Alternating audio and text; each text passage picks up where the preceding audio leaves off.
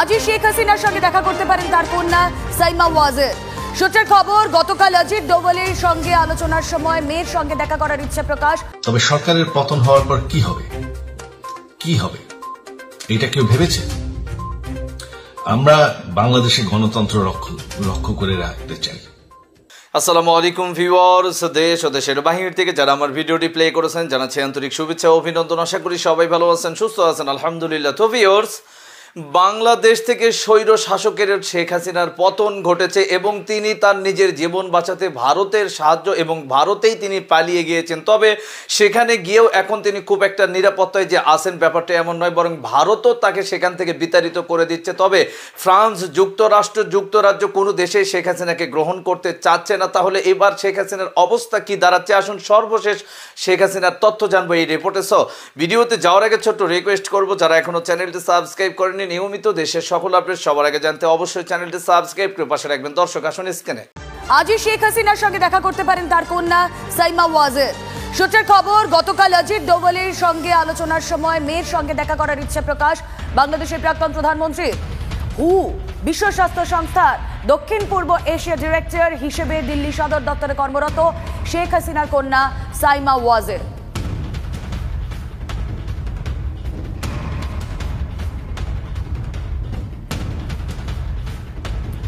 বাংলাদেশে যে অশান্তির পরিস্থিতি, যে আনরেস্ট চলছে, তাতে কার্যত স্তব্ধ সীমান্ত বাণিজ্য। সকাল থেকে থমথমে দক্ষিণ দিনাজপুরের হিলি সীমান্ত ছবি আপনাদের দেখাবো। গতকাল থেকে সীমান্ত দিয়ে বন্ধ আমদানি রপ্তানি, বন্ধ দোকানপাট, বন্ধ সীমান্ত পেরিয়ে যাতায়াত। হিলি সহ বাংলাদেশের সমস্ত সীমান্তে হাই অ্যালার্ট জারি। সরাসরি আপনাদের নিয়ে চলে যাব হিলি সীমান্তে, যেখানে এই মুহূর্তে মোতায়েন রয়েছে পুলিশের কমব্যাট ফোর্স। দক্ষিণ দিনাজপুরের হিলি সীমান্ত হাই অ্যালার্ট রয়েছে সেখানে। সরাসরি আমাদের প্রতিনিধি রূপক রয়েছেন সঙ্গে, রূপকের কাছে যাই। রূপক, এই যে সীমান্তবর্তী এলাকাগুলো, প্রত্যেকটা জায়গাতেই স্থল বাণিজ্য সেটা ভীষণভাবে এফেক্টেড হবে। এই মুহূর্তে তুমি হিলিতে রয়েছো, ছবি তুলে ধরো। গতকাল থেকে তো আমদানি রপ্তানি বন্ধ হয়ে গিয়েছে। একদম রেবেলা, গতকাল থেকে কিন্তু এই হিলি সীমান্ত দিয়ে কিন্তু যে আমদানি রপ্তানি তা কিন্তু পুরোপুরি বন্ধ রয়েছে। এই মুহূর্তে হিলি যে সীমান্ত রয়েছে সেই এলাকায় থেকে 40টি কাঁচামালের লরি বা পণ্যবাহী গাড়ি দাঁড়িয়ে রয়েছে, যেগুলো বাংলাদেশে যাওয়ার জন্য কিন্তু তারা তৈরি ছিল। গতকাল কিন্তু তারা এখানে দাঁড়িয়েও ছিল। তারপর পুলিশ প্রশাসন এবং বিএসএফ এর তরফ থেকে জানিয়ে দেওয়া হয় যে আজকে কোনো রকমভাবে আর পণ্য আমদানি রপ্তানি হবে না। তারপরে কিন্তু তারা সেগুলো সব ধরে নিয়ে যায়। আজকে কিন্তু সকাল থেকেই কিন্তু এই হিলি যে আইসিপি সেটা কিন্তু বন্ধ ছিল। এই সকাল 11টা বাজার সঙ্গে সঙ্গে কিন্তু দুই দেশের যারা বিএসএফ এবং বাংলাদেশের বিজিবি রয়েছে তাদের মধ্যে একটা বৈঠক হয়। তারপরে কিন্তু এই সীমান্ত খুলে দেওয়ার সব রকম যে চেষ্টা তা করা হচ্ছে। ইতিমধ্যেই কিন্তু যাতায়াত দুই দেশের মধ্যে যে ভিসা পাসপোর্টের মধ্যে যে যাতায়াত হয় তা কিন্তু খুলে দেওয়া হয়েছে। যারা এখানকার ব্যবসায়ী রয়েছে তারা মনে করছেন কিছু সময় গেলে পরে ব্যবসা বা যে দুই দেশের মধ্যে পণ্য আমদানি রপ্তানি সেটাও কিন্তু হয়তো স্বাভাবিক হয়ে যাবে। এখন কিন্তু সরাসরি দেখতে পাচ্ছি যে একদম সীমান্ত, সেখানে কিন্তু বিএসএফ এর কমান্ড্যান্ট অফিসার থেকে একেবারে সেই ছবি আমরা দেখছি। পুলিশের কমব্যাট ফোর্স রয়েছে, বিএসএফ এর সেখানে কড়া প্রহরা রয়েছে। হিলি সীমান্তের ছবি আপনাদেরকে দেখাচ্ছি, যেখানে এখনো স্তব্ধ সীমান্ত বাণিজ্য। সেই ছবি আপনাদেরকে দেখালাম। হিলি বর্ডার তো সমস্ত রকম এক্সপোর্ট ইম্পোর্ট বন্ধ হয়ে গেছে। এবার আমরা বাংলাদেশে আমাদের ওপরের সিএনএফের সঙ্গে যোগাযোগ করার চেষ্টা করেছি। ওরা বলছে এই মুহূর্তে কিছু বলতে পারছে না, আরও 2-3 ঘন্টার সময় চেয়েছে। যদি এক্সপোর্ট হয় তাহলে হতে পারে, না হলে বন্ধ হয়ে যাবে বর্ডারটা। আমরা তো শুনতে পাচ্ছি যে ওখানে সব কিছুই খুলে দিচ্ছে, স্কুল, কলেজ, মাদ্রাসা বা অফিস, সরকারি কোনো অফিস আছে সব খুলে দিচ্ছে। আশা করা যাচ্ছে সব স্বাভাবিক হয়ে যাবে। কি মনে করতে এমন আশা করি, খোলার তো কথা, তো কি যে করে তার মন্তব্য করতে হবে। সীমান্তে হাই অ্যালার্ট এবং স্থল ও জল সীমান্তে নজরদারি বাড়ানো হয়েছে। গতকালই আপনারা জানেন বিএসএফ এর ডিরেক্টর জেনারেল দলজিৎ সিং চৌধুরী তিনি বৈঠক করেছেন এবং পেট্রাপোল সীমান্তের দিকে, স্থলবন্দরের দিকে সবথেকে বেশি নজর রাখা হচ্ছে। সেখানে বাড়ানো হয়েছে নিরাপত্তা, ইতিমধ্যেই সিল করা হয়েছে ভারত বাংলাদেশের সব সীমান্ত। চলুন আপনাদেরকে নিয়ে চলে যাই পেট্রাপোল সীমান্তে। সেখানে প্রতিনিধি দীপঙ্কর দাস অপেক্ষা করছেন। দীপঙ্কর, দেখো, প্রথমেই তোমাকে দেখাই থমথমে বাংলাদেশ। আমরা রয়েছি একদম জিরো পয়েন্টে এবং এই যে জিরো পয়েন্টে তুমি দেখতে পাচ্ছ এই যে মুজিবুর রহমান ছবি, এই যে গেট, এই গেটটি হচ্ছে বেনাপোল সীমান্তের গেট এবং তার পিছন তুমি দেখতে পাবে বাংলাদেশ এবং এখানে যে সচলতা থাকার কথা, যে সচলভাবে যে বাংলাদেশকে আমরা দেখতে পাচ্ছি, এই পোর্টকে আমরা দেখতে অভ্যস্ত, সেটা কিন্তু নেই। একদম থমথমে অবস্থায় রয়েছে। অনেক দূরে গিয়ে যারা যাত্রীরা যাওয়া আসা করছেন তারা গাড়ি পাচ্ছেন, কিছু কিছু ক্ষেত্রে যাত্রী চলাচল হচ্ছে এবং তারা আসছেন। আপনি কি ফিরলেন ওখান থেকে? কি অবস্থা, কি অবস্থা? खूब ख़राब है सर, यानी बांग्लादेश का हालात बहुत ख़राब है। मैं गुजरात से एक्चुअली गया था घूमने, पर हालात बहुत ख़राब है। मारा বুঝতে পারছো যে ওখান থেকে যারা আসছেন তাদের মধ্যে কিন্তু এক্সপিরিয়েন্স খুবই খারাপ। তারা বলছেন খুব কষ্টের মধ্যে দিয়ে তারা আসলেন। এরকম একজন দুজন আসছেন, আবার কেউ কেউ যাচ্ছেন, যাদের প্রয়োজন মিটে গেছে এই দেশে এসে তারা ফিরে যাচ্ছেন। এই মতো পরিস্থিতিতে 0 পয়েন্টে কিন্তু একটা উচ্চ পর্যায়ের বৈঠক রয়েছে। ডিজিপি বিএসএফ তিনি আসবেন এবং তিনি এসে এই বিএসএফের যে বর্ডার সংলগ্ন যে এলাকাগুলো রয়েছে, যেগুলো বিএসএফ তত্ত্বাবধানে থাকে, সেই জায়গাগুলোকে কেন্দ্র করে সেখানকার কি অবস্থা, সেখানকার হাল কি, এই পেট্রাপোলের যে পোর্ট ব্যবসা বা বাণিজ্য, সেই সীমান্ত বাণিজ্য নিয়ে এই সমস্ত বিষয় নিয়ে একটা বৈঠক করবেন এবং তারপর সাংবাদিকদের সঙ্গে কথা বলার কথা রয়েছে।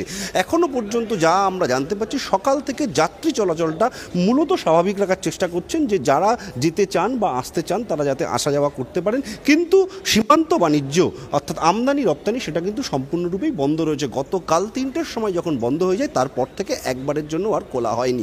এই মতো পরিস্থিতিতে আমরা যেটা জেনেছিলাম কাল রাত্রিরে, যে 120 জন ট্রাক ড্রাইভার তারা আটকে ছিলেন বাংলাদেশে, ভারতীয় ট্রাক ড্রাইভার। তাদেরকে মধ্যে থেকে কিছু কিছু ট্রাক ড্রাইভারকে নিয়ে আসা সম্ভব হয়েছে, আমরা এখনো পর্যন্ত জানতে পারছি। এখনো অনেক ট্রাক ড্রাইভাররা বাংলাদেশে রয়েছে।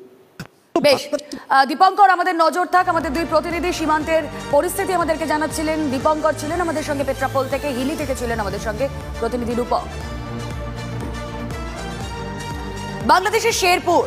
বাংলাদেশের শেরপুরে 2 কারাগারে হামলা, উন্মত্ত আন্দোলনকারীদের, দাউ দাউ করে আগুন। জেল থেকে পালিয়েছেন 518 জন বন্দী। এর জেরে ভারতে বাড়ছে অনুপ্রবেশের আশঙ্কা।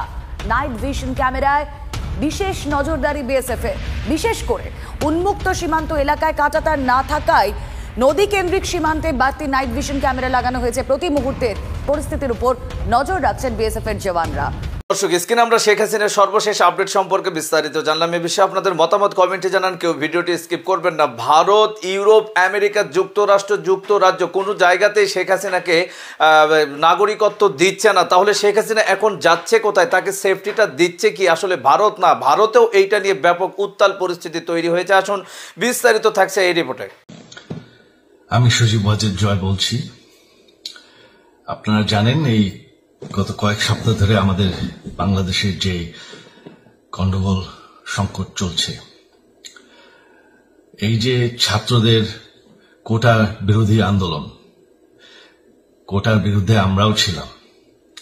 শুরুর থেকেই আমাদের সরকার কোটা সরিয়ে দিয়েছে, আমাদের সরকার তাদের সম্পূর্ণ দাবি মেনে নিয়েছে।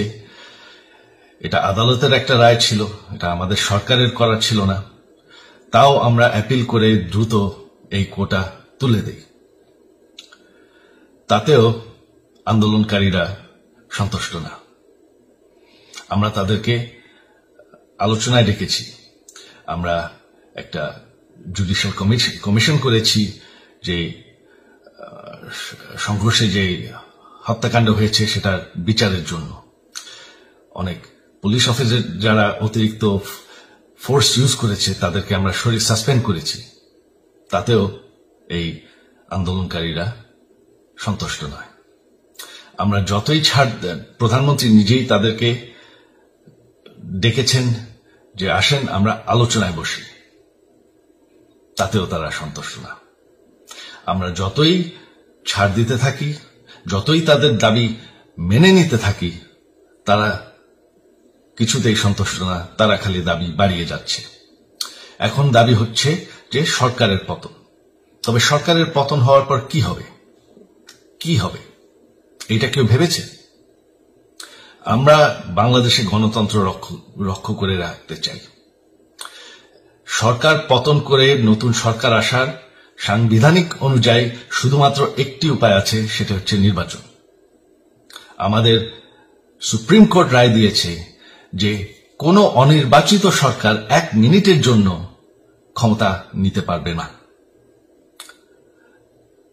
তো তাদের এই নির্বাচনের দাবিও যদি আমরা মেনে নেই, তো তারা তো এই পর্যন্ত কোনো দাবি, আমরা যত দাবিতেই রাজি হয়েছি তারা তাদের দাবি বেরিয়ে যাচ্ছে।